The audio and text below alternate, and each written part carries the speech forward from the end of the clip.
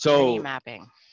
this is one of, I'll be honest, Ali, our teammate's favorite things to do in the world. He's wrote a Yeah. fantastic blog actually about journey mapping. It is on our website. I encourage you to take a look and take a read. It's well worth the 14 minutes it takes to read it. Um, just like every day, Ali's laughing at me on the other side.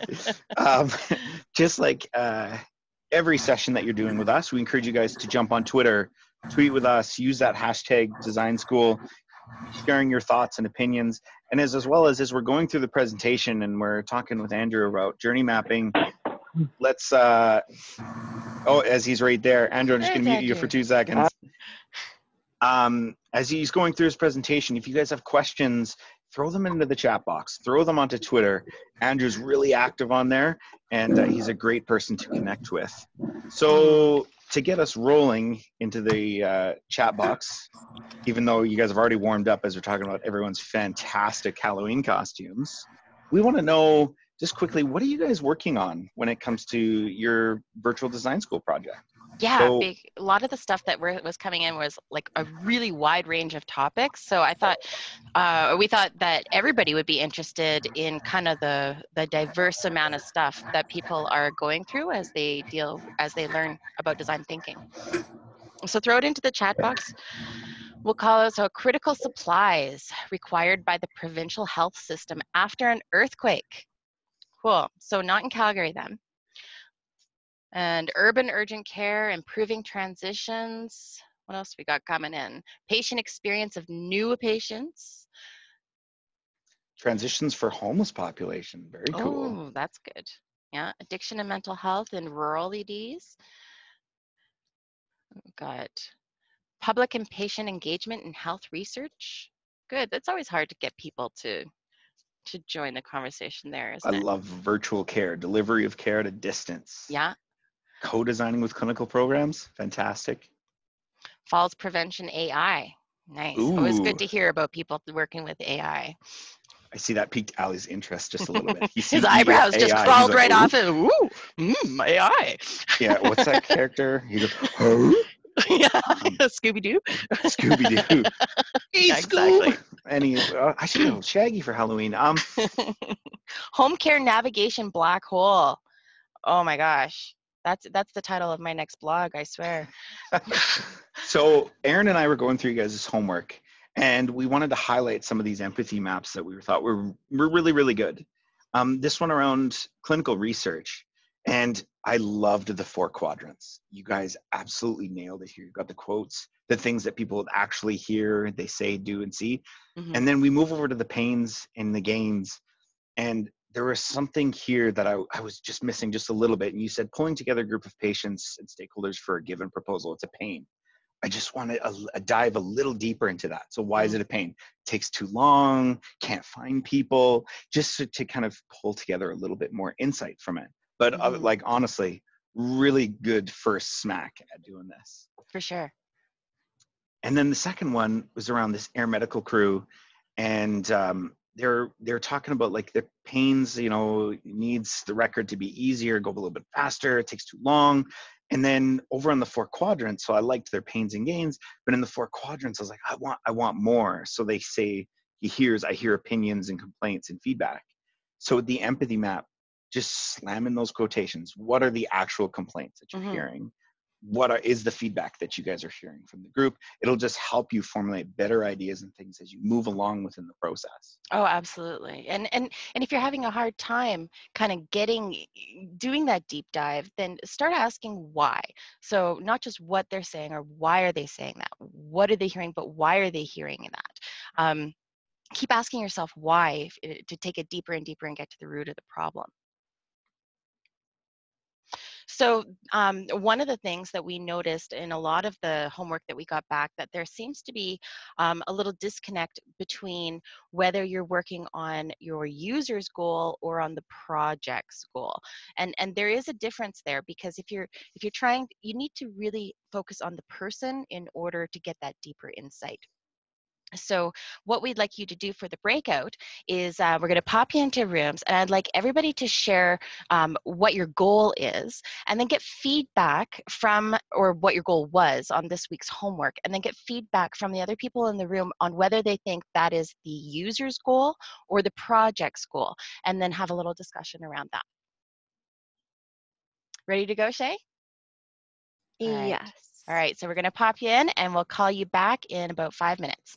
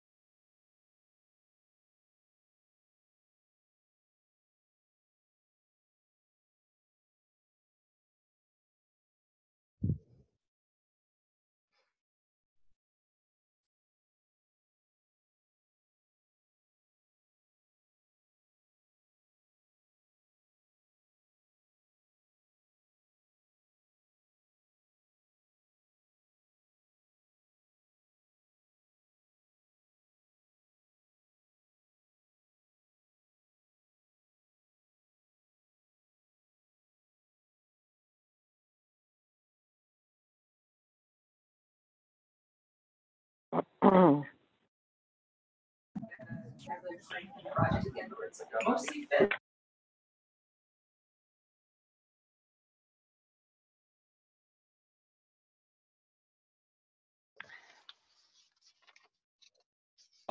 right.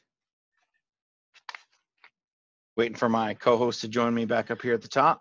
I'm here. You're here. Perfect. That was fantastic. You guys may have noticed we added a little bit of time. So we got a bunch of complaints. I'm just kidding. A bunch of feedback from people that said they wanted a bit more time to connect with others within the group. So we are going to just jump right into it. Today is all about defining. It's all about building that map, finding pain points and gain points, and we're going to make mapping great again. I honestly, we all talked about actually getting one of those red hats, but doing it MMGA instead. But we couldn't do it all in time. But we really wanted to. So I'd like to introduce everybody to Andrew Sue. He works for the Health and Design Lab at Emily Carr University, and he is kind of, I want to say, a guru. Andrew, can I call you that? A guru? Am I a guru? A guru of journey mapping. We've learned a lot from him, and we're really excited for you guys to be able to hear from him today. So, Awesome. Andrew, I'm going to give you the control to go ahead and share. Perfect. Great. Can everyone see my PowerPoint here? It's looking good. Looking good. So thanks, everyone. It's great to be back here, and thanks for everyone for joining the call. As Josh mentioned, I'm Andrew, and I work for the Health Design Lab at Emily Carr University. So let's just jump right into it, because I know you guys have a bit of limited time today. So here we go. So what is journey mapping, first of all? Journey map is really a strategic tool that a lot of designers use to help capture these key insights from their end users as they're trying to move from point A to point B while trying to achieve some sort of goal or satisfy some type of need. And they often come in the form of this visual model. Yeah. Sorry to interrupt. Are you able to make your screen like bigger? Because it's your screen share is very small. My screen share is very small. Is there any way? Oh, there, perfect. It would just, yeah, I perfect. See. Yeah, now it's good. Well, yes. Okay. Perfect. Thank you. Great. Okay, great. This is better. Are you guys looking at my screen, or are you just looking at the PowerPoint right now? Can you see my full screen? No, we just see your PowerPoint. Just see my PowerPoint. Okay. Okay, great. So yeah, so a lot of the times journey maps come in the form of this visual model, and it should really be illustrating users and their actions, their interactions, their emotions, their decisions, what kind of milestones they're making as they're trying to navigate themselves through the system. So designers actually use journey maps in a variety of strategic ways, but two of the ways that I wanted to highlight for you guys today, since you guys are in the define stage, is using them for current journey mapping, which is really based on actual experiences from what people are actually using in the system, and really considering what they are doing, thinking, and feeling. And I also wanted to touch a little bit about ideal journey mapping. And this is more of a future look at what solutions could look like. And this is used to help create visions of what a future system could look like. And I'll only touch a little bit lightly on that, because that's more used in ideation and prototyping. But I thought it would be a nice thing to also include in this presentation. So let's start with our current journey mapping. So I was trying to think of a few ways to present this information to you guys in an approachable way, and I just decided to use a personal experience of just trying to order a taxi. So where I like to start with journey mapping is I like to start with the doing portion. And so here what we're trying to do in the doing side is really list out the actions that your user is taking and looking for these key sort of actions that are happening along their journey. So in this instance, I'm calling for a taxi. And then I'm sort of a little bit confused about time. I'm like, hey, I think I have time to grab a coffee nearby. I come back and I'm not really sure if the taxi's come or gone. So I call the taxi company again just to make sure. And then I'm sort of pacing around the entrance, and finally the taxi arrives. I hop into the taxi. At some point along the journey, it's like a little bit tricky to find where I live. So I have to help direct the driver. And then I have to pay with my credit card, but surprise, surprise, the credit card machine is broken, and I end up having to use a little bit of cash. So, it's always broken, isn't it? It's always broken. It's always broken. They never want the credit card. So I like to start with this doing portion for a couple of reasons. And the first is because when you do a journey map, you're really working within a sequence of time. So from point A to point B, and it helps define what sort of time period you guys are working on within your journey. And I think what's really nice about this too, it also sets a spine to the story. So a lot of the journey maps that I've seen sometimes don't have the spine, and it's hard to really collate information that way. So from here, I like to actually categorize these different sections.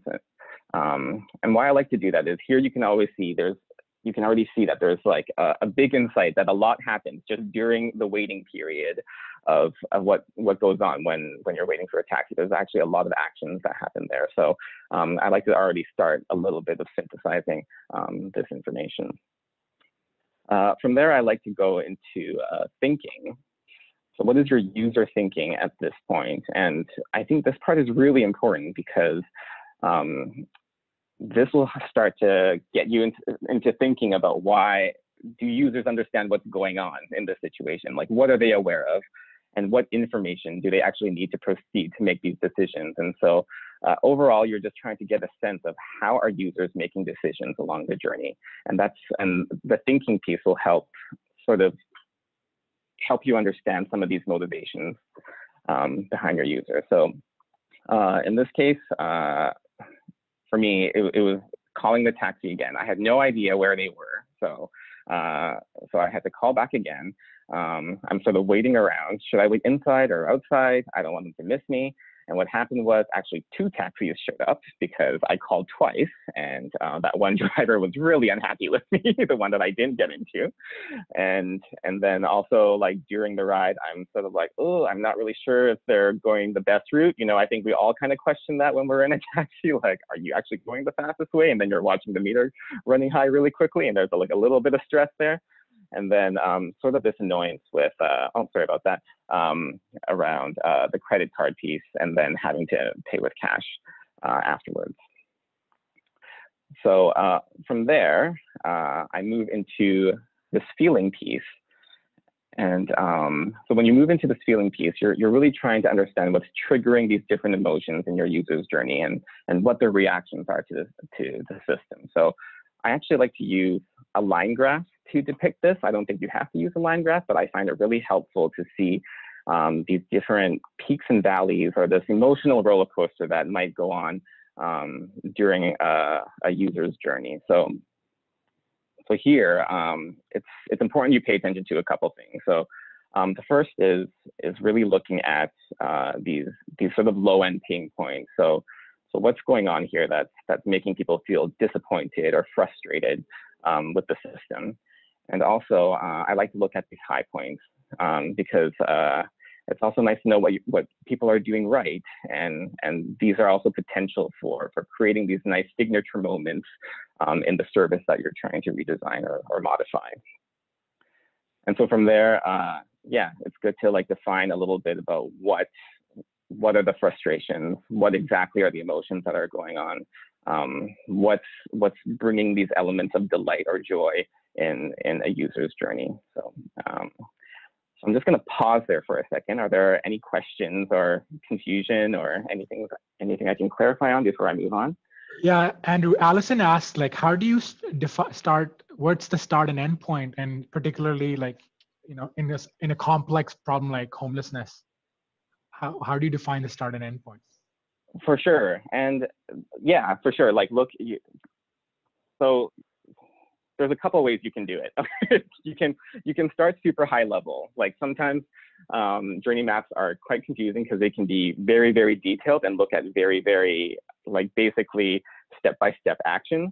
So if you're working with a really big problem, I might start with, I might scope it quite largely to see who all the stakeholders are, see what that overall journey is. And then once you sort of pinpoint these sort of high value opportunity areas, I might actually zoom in to a specific area and maybe do another journey map that has a bit more detail, has a bit more specifics within that area. So you can definitely do a high level one just to get a sense of where, where you want to hone in, and then later kind of zoom in specifically into that one area. I was going to say, like, I think the most detailed journey map I've seen is actually someone did one of putting a piece of IKEA furniture together. And you can actually see, and it was like the most comprehensive journey map I've ever seen in my life, like even working in the complexities of healthcare. But when you kind of go like deep into like a human factors level with that journey map, you can actually see how they might construct their instructions like based off that journey map. Like it was actually quite an interesting exercise. I'm like, oh, like people don't actually, like this piece of furniture is not really that intuitive to put together. And so you can see how that translated into how maybe they put some of their instructions together. So did the emotion graph just like tank as soon as they opened the box? I'm just kidding. I'm just speaking for personal experience. There's some tools missing. Yeah. Yeah. So Andrew, Geraldine has a question about capturing the background processes on a journey map. And do you think that we need to do that when we're talking about a user journey? I think the user journey is concentrated mostly on the user. When you start looking at the background journey, I think you move into something called service design blueprinting. And that's when you start moving into when the system starts touching the user, and then how, and then what sort of appears to the user in the end. So what's sort of going in the backstage while the user is sort of like at the front of the, viewing the front of the stage. So I think that would be like a bit of a different process once you start incorporating the background, but it is an important piece for sure. Cool, cool. Yeah. All right, any other questions? Okay. So once this is done, so first I want to say, like, so already from one user, you can see you can elicit a lot of information. And it's really quite interesting because I think when people start looking at collecting data, like I always get the saturation question of like, how many people do we look for journey maps and all this stuff and it's really quite interesting because we've done projects where we've surveyed and gotten 1,000 respondents. But I don't think we got any great sort of, design insights until we like sat down with 5 of those people. So, I would really consider the quality of the data you're getting. And you can see just from one person, you can come up with like already so many design opportunities. So from here, and that was a great question that you asked about the background information, because actually the next piece of this journey map is I like to start to collect a little bit of what sort of components are users using. So what sort of like artifacts or environments they're in. And this is actually like your first step into understanding where you can actually insert yourself to help your journey. So, so here I'm just writing that I have a mobile site. I'm talking to a customer service person. I have my cell phone with me. So you can already see that there are some tools here at your disposal that you can modify or invent to help your user out. Obviously, in the riding piece, I have the taxi driver, I have my cell phone and a GPS, and also in the payment section, I'm still with the taxi driver, and I have this credit card and cash with me. So, and then from there, you can start to really decide where your insights are and where your areas of opportunity are. So how can passengers better estimate taxi arrival times, or how can taxi drivers better coordinate or communicate with each other so that they both don't show up at one place, or how can the payment process be a bit better? Great. So just to go through a quick checklist for journey mapping again. You really want to identify what users are doing. So what are the actions that they're taking? I like to categorize them into different themes following that. So identifying these different stages in the journey. And then you want to go into what users are thinking. So really, what's sort of their mindset when they're making these key decisions while they're navigating the system. And then identifying and highlighting these emotional points. So you're looking at both the high and low and lower emotional points. And then identifying these components again, like different touch points and channels and environments that your user is encountering while in the system. And then you list out all your insights and opportunities for design. Great. And if there aren't any questions, I'll move just quickly and talk a little bit quickly about ideal journey mapping. That sound good? Yeah, we got a couple questions. Someone asked about mapping the journey for patient violence incidents to nurses. Should they map for the patient or for the nurse? Who should they map for? Oh, that's interesting. I don't see why you can't do both, really. Why not try it for both the patient and the provider that you're trying to design for? You could try it with the patient first, and sort of see where maybe the provider is interacting with them at that point. Maybe do a little bit of service design blueprinting, and then afterwards, I would look at also the provider side, because you don't know what sort of stresses they're going through their day before they encounter a patient like that. So yeah, why not do both? And NS Primary Healthcare has a question. Is there a difference between process mapping and journey mapping? There is.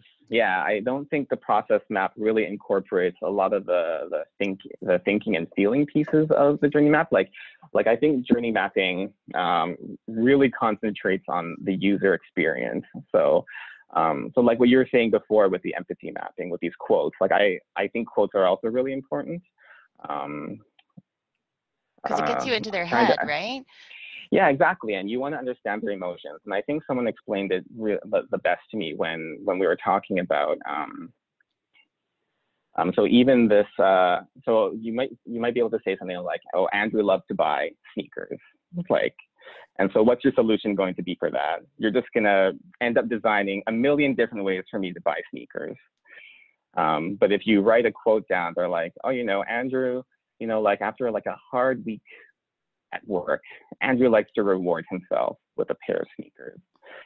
And already there, you see that it's not necessarily about the sneakers. It's about this rewarding piece that, and then it doesn't necessarily have to be the sneaker. And so already that, like the solutions that you're thinking of are completely different. And those are the things you want to capture in these experiences. Like there's really these differences between designing for like these development needs versus or like design needs. And so those are like the tricky things you need to discern while you're doing that. And I think when you're doing a journey map, you're really looking at more of those design needs rather than like those development needs. And if you're thinking about the process, it's really easy to go down that rabbit hole. All of a sudden, the journey sure. become all about the process of the project, of what's happening, and you forget about the human at the center of it. Exactly. Yeah. Cool. Cool. All right.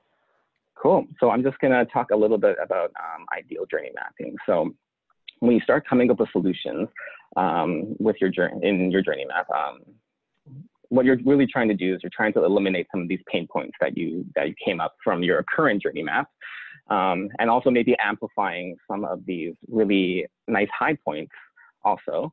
And you're really looking at these different components and what can be introduced or modified to improve the performance. So someone like a company like Uber may have taken my experience, right? And totally redesigned the experience. So here, everyone here has kind of used Uber at some point. But yeah, you open the Uber app, you select the pickup location right away. So it's right there on a GPS. There's no confusion about where I'm getting picked up. And then right away, I approve the cost of the ride. So that whole pain point of watching the meter run high, that's completely eliminated as well by improving that toss right up front. I'm also able, it also predicts when they're going to arrive to pick you up. So you already know like how much time you have, if you have time to grab a coffee or not, time to, do a quick errand before they arrive. Once they hop in, it tells you who the driver is, which vehicle it is, what their license plate is. So there's no confusion about who's coming to pick you up. And even along the ride, if you decide to change your location, it's like a really easy thing to do on the app. And so at the end, there's really no payments that need to be settled, and both the rider and the driver can rate their experience. And if it's great and you get a 5-star, that's like a nice little signature moment that's being created at that moment. So also thinking about that, what sort of nice things you can create at the end of that. So yeah, that's a little bit of ideal journey mapping and how you can use that to prototype. So at the end, from your journey mapping exercise, you should really be able to identify and prioritize these high value areas for opportunities. So these really low pain points that your user is going through, like those are really great opportunities to look at for redesign. And also these really prompt, really great ideas that's really grounded from the user's experience. And journey maps can also really help prototype these future potential solutions. And I think for me, journey mapping, you should always have some sort of actionable insight at the end of your journey mapping session. So, do you want to talk about that a little bit more, Andrew? Just that actionable insight. Sure. I don't think. Yeah, I think at the end when you start to come up with how my passengers better estimate attack. Like you should be able to have pinpointed like a specific area that you can basically design a solution from or create a design solution from. Right. And it's not just left in this ambiguous space like everyone felt crappy from this experience. The end. Like there's nothing, no solution basically based after your journey mapping session. You should have pinpointed a few areas that you're like, okay, like we can really actually improve this section. Like this experience wasn't that great. Like let's talk about like what we can do here. So there should be some way to prompt the next ideation section or a prototype of some sort. It's not, it's kind of like not just what, but so what, like, right. Like, yeah, exactly. yes, finding those pains and gains, along the journey, but now what can we do about them? How can we flip them into a better experience? Exactly. Yeah. Fantastic. How are the question boxes, Ali? There's been we've been trying to answer and Andrew's have been answering them as he speaks, so it's actually been really well. One question that came up earlier in the beginning, Andrew, was a lot of people are still focused around getting quantitative data in their world, and how do you balance that with the journey map? Because journey map feels very like fluffy. So can you speak to that? For sure. Yeah, that happens a lot in design. We have a lot of conversations about qualitative versus quantitative data. I think the way that I was taught that I really like is so for a lot of times when you're creating quantitative data, I think designers use qualitative data to help create the quantitative data. So like I wouldn't even know how to gather data without talking to a user first based on like what their experience is. And then I use that experience to create sort of how to measure that following that. So I love that statement. And that's what I find tricky about quantitative data. And this goes back to that survey sort of example I was giving. Like we put out a survey, we have an overwhelming amount of respondents. Like we got 1,000 people who responded to the survey. But if the survey is just sort of asking things like, oh, did you like, yes, I had a good experience. No, I didn't have a good experience. Yes, like those are great things for measuring, but in terms of design, it doesn't give us much insight on what to improve or like where to go with that. So usually we'll do sort of the qualitative data first and ask those questions. And then we might use a survey later because, oh, we heard from, respondent A that they felt really frustrated with this point in the journey or something. And then we might take that back into a survey and be like, So how many of you guys actually felt really frustrated at this point in the journey? Was that an isolated incident, or was that like an overwhelming sort of, did everybody have consensus over that one area? So I would say that's more of the way designers would use quantitative data. Mm. Yeah, so like something like where when you don't need to know exactly how long every person was waiting for the taxi, just that Right. most people don't like waiting for a taxi. Yeah, exactly. And even like when we're doing some of these also, like you can, like I'm sure when I was explaining the part about the cash payment part, the non-credit part, like so many people were probably like, oh yeah, we've all been through that also. So a lot of times when we present these, like you may just base it off one person and then use that and be like, this is what we heard. Like, is this things that also resonated with you guys? And a lot of the times they are. So cool. It's great to get that confirmation that way as well. Yeah. It's always broken.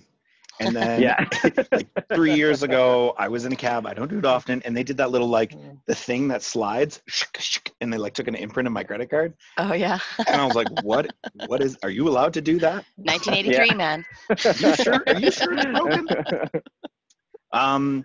Thank you, Andrew, so much. That was fantastic. Thanks, guys. The 90s are huge right now. It's coming back.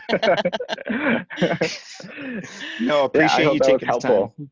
Oh yeah, it was fantastic, as always. Yeah, great. Awesome. All right. So, Erin. So we're going to, we use journey mapping all the time at the lab. And one of our, I'd say, one of our favorite experiences was when we were working with child and youth mental health. And we were trying to understand how we could better support families that have children that are struggling with mental health issues. And so we did about 30 interviews with parents and families and support caregivers for these kids. And then we took all of the information that we found and put each little tidbit of information on a Post-it note and organized that Post-it note by the steps in the journey that most people might go through. And that's where we really synthesized the information and really found out, what we're hearing a lot of, what the things that happened to quite a bit, and we were able to kind of flesh out that journey by using the journey map and find out where the pain points are. Next slide, please. So then we took our map back to the families and we said, what do you guys think? Does this make sense for you? Do you see yourselves in this journey map? Are we missing points of the journey that were important for you and we haven't captured? Are we placing too much emphasis on things that maybe aren't as important to you as you thought? And we kind of get them a chance to validate that information. And you know what, we found out through this validation that so many of these families and these caregivers were, one of their biggest pain points is they didn't know what to expect when they entered the mental health system with their child or with the person they were caring for. And so just kind of knowing what might come up ended up being something that was really valuable to the parents that were in a room. And in fact, one mother said, I wish somebody would have given me something like this at my first appointment, because it would have really taken away so much of the stress of the unknown, and we didn't know what was coming up. And so next slide, please. What ended up happening is we ended up with a journey map that actually became a prototype for how we can improve the experience of the family and caregivers that were going through this. And so sharing this journey map where we captured these points of care, and this was current state, we provided something very valuable for the families and caregivers and improved their experience. So this is one reason why we love this journey map so much. And Aaron Russell is the graphic designer that put this together for us. If anybody gets a chance to use him, he's fantastic. But you can see how a lot of people were saying, well, how can we capture the journey of more than one person? And this is exactly how it's not about drilling down to the exact data of each individual experience, but getting a validation for the general experience, and finding those opportunities where you might be able to hone in on something that isn't really working for somebody, or is a really uncomfortable or difficult experience, and how you can flip that and make it a little bit better for them. Or in the words of Ali, a lot better for them. And not all of your journey maps are going to end up looking like this. This is No. just as families, as they seen the information, and we kept hearing the same story of, I wish I had seen something like this sooner. We thought, okay, we got to Let's build develop something, this. Yeah. but let's have it look really, really good, and something that looks really, really polished. Something that they can identify with. Yeah, so there is a full version of this that's on our website that you can download. So, because there are a lot of nuances within the drawings. So I encourage you guys to go online, download it, and take a look, because it is really cool, and Aaron did a fantastic job. But the thing is, to remember is that definitely not all journey maps need to be this complicated. And in fact, the one that we're going to get you to do for your homework this week is a very high level journey map. And we want you guys to keep it simple.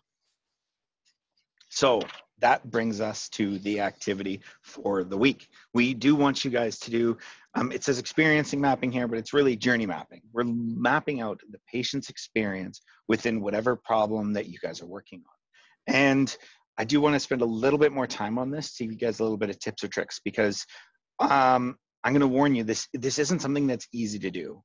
You're not going to be able to sit down and like push out a journey map and be like, oh, it's 20 minutes and my work is all done, or 10 minutes. So some tips on which way to start. For us, it's always go with the actions. Go with what the actual user is doing, and go like step by step as they go through it. Don't go too deep, because you can end up spending too much time on it. And we only have 4 steps for this activity. So do keep it at that high level. Yeah, so in the example here, we've got that action. So the person needs to find a doctor. So the first thing they're going to do is they're going to look online. The next thing they're going to do is they're going to call the clinic. The next thing that they're going to do is go to their appointment.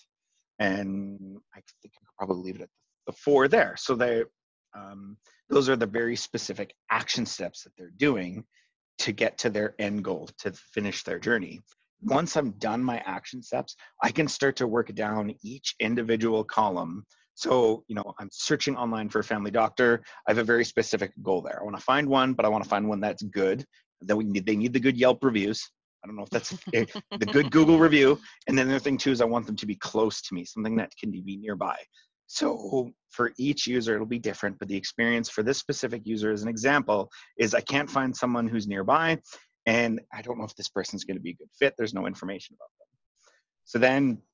So then of course we work into the opportunities. So these can be either pain points or gain points. So gain points is in something that works really, really well, and I want to leverage it. I want to build it up. I want to do more of this. Or it's a pain point. I want to remove this piece. This shouldn't be this difficult here.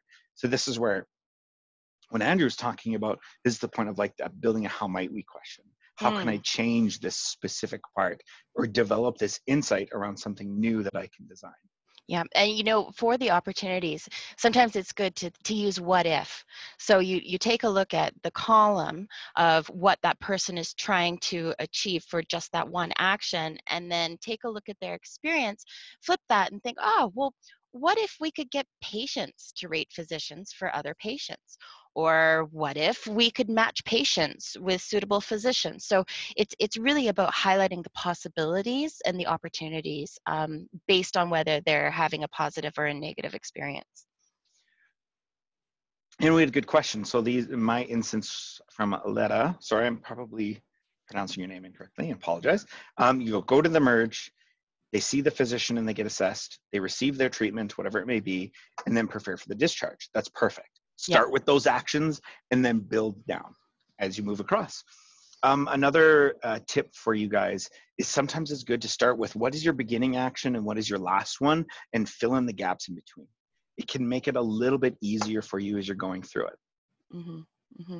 And I know some people have commented about, well, what about journeys that go on and on and on? Like when we talk about, for example, the patient journey, that doesn't start when they decide to look for a doctor, and it doesn't end when they get a diagnosis. But for this activity, we do need to be succinct. So don't be afraid to say, okay, I'm going to look at this portion of the journey. I'm going to, or like Andrew suggested, do a high level, this is their whole journey, but I'm going to zoom into this part of their journey for the efforts of this exercise. And post-it notes are always a good idea.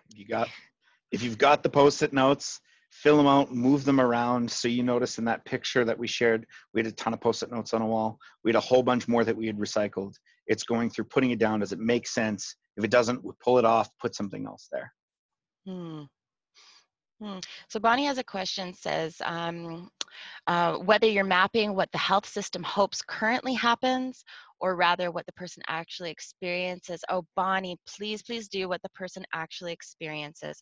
Because if you're talking about what the health system hopes is happening, you're talking not only about the system and not the human, but you're talking about an ideal state.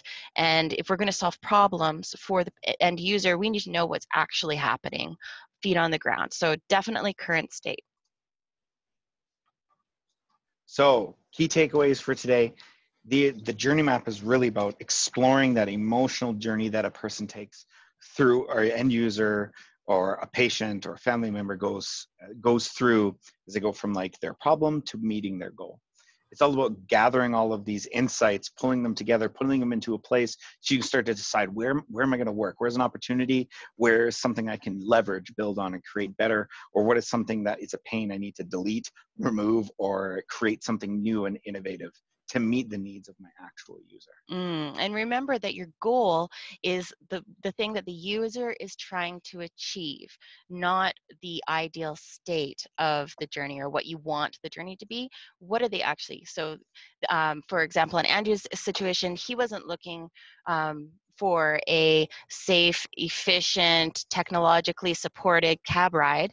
He was just trying to get from A to B. So his goal was he wants to get to the place where he wants to be. So don't confuse those two things when you're thinking about your journey map. So next week, after we do the deep dive into journey maps, we're going to be talking with Annie Valdez. And Annie Valdez is the principal and founder of Tugboat Design, but she also used to work for IDEO, which you guys know is our mecca of design thinking. She has 10 years of experience in health design. And what we really like about Annie is she's going to be talking about creativity and ideation. And this can be so scary for people that work in healthcare. It's sometimes one of the scariest things that people can approach. But don't worry, Annie's going to help you guys find your inner Da Vinci, and she's going to make it quick and easy for you guys and give you permission to tap into your artistry. And yeah, go for it. Oh, I was going to say, that's it for us. We hope you guys have a fantastic day. Have a great Halloween. Stay warm, of course. Bundle up your kids really well. That's an interesting journey map. We should have journey maps the trick-or-treat experience for a 5-year-old in an ambulance. That's exactly an ambulance right. costume. They can't fit up the stairs. Totally. And keep sending us your stuff, you guys. If you have specific questions, do put them in Twitter or send them to us on email. We're trying to get back to everyone that we get reached out to from. So, but with so many of you, sometimes things get mixed. So if your question doesn't get answered, shoot it out to us a second time, and we'll try to reach everyone. Have a great Halloween. Happy Halloween, guys. Bye.